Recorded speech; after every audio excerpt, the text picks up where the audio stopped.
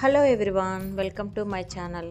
ఈరోజు మనం రాగి స్ప్రౌట్స్ని ఇంట్లో ఈజీగా ఎలా ప్రిపేర్ చేసుకోవచ్చో స్టెప్ బై స్టెప్ చూద్దాము.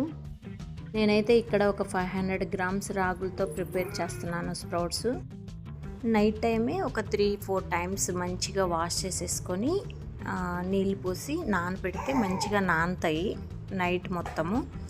సో మార్నింగ్ అయిన తర్వాత ఒక కాటన్ క్లాత్ తీసుకొని మంచిగా వడగట్టుకోవాలన్నమాట. రాగులు మొత్తం అందులో ఉన్న వాటర్ మొత్తం బయటికి వెళ్ళిపోయిన తర్వాత అదే క్లాత్తో టైట్గా చుట్టుకోవాలన్నమాట.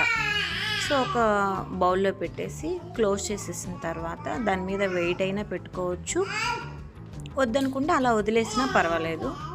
సో నేను ఈరోజు పెడితే రేపు మార్నింగ్ 11 o'clockకి నేను ఓపెన్ చేశాను. చూడండి ఎంత మంచిగా మొలకలు వచ్చాయో.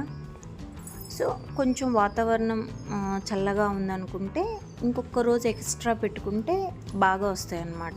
కానీ ఎక్కువగా నానబెట్టడం వల్ల బాగా వస్తాయి మొలకలు.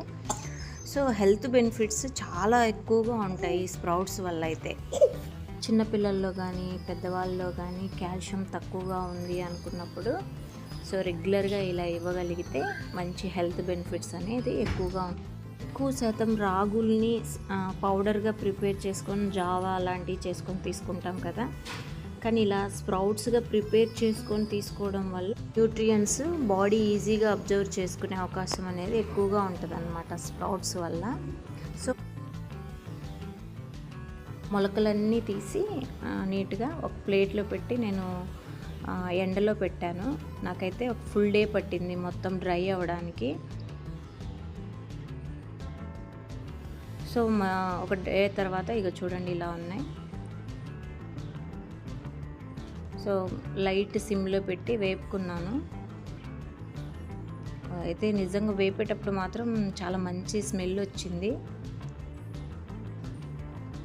సో వేపుకొని నేను సపరేట్గా ప్రిపేర్ చేసుకుంటాను అనమాట మాకు చిన్న పాపకి. సో చిన్న పాప కోసం అని చెప్పి కొంచెం బాదం కాజు కూడా వేపుకొని ఆమెకి సపరేట్గా పౌడర్ చేసి పెట్టాను. మాకు సపరేట్ చేసి స్టోర్ చేసి పెట్టుకున్నాను అనమాట.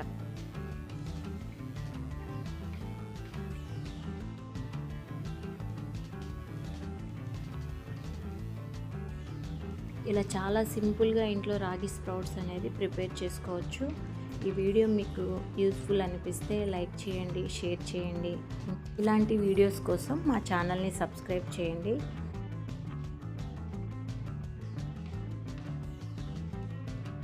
Thank you for watching. See you in my next video. Bye.